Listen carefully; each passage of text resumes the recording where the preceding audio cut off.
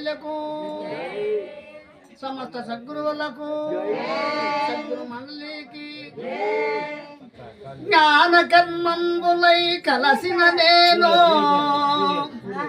దేనందు గల్గునో దేన శరణ్య మానక తెల్పుడే ఈ మార్గమవుతాయో స్వానోభారీతిగా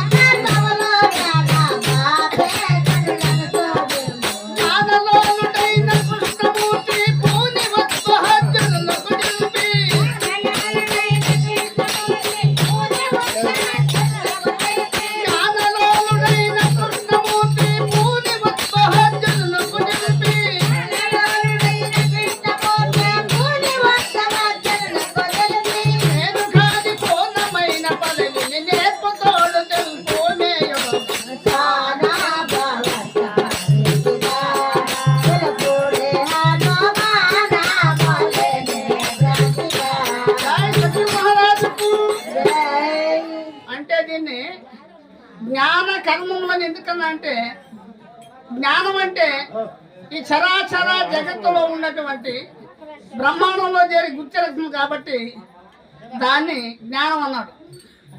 కర్మం అంటే అపాద మస్తక పర్యంతరం అంతా ఏ జీవుడైతే వ్యాపింపబడదో అది కర్మ, పనులన్నీ లోపల చేరి బయట చేస్తుంది అనమాట.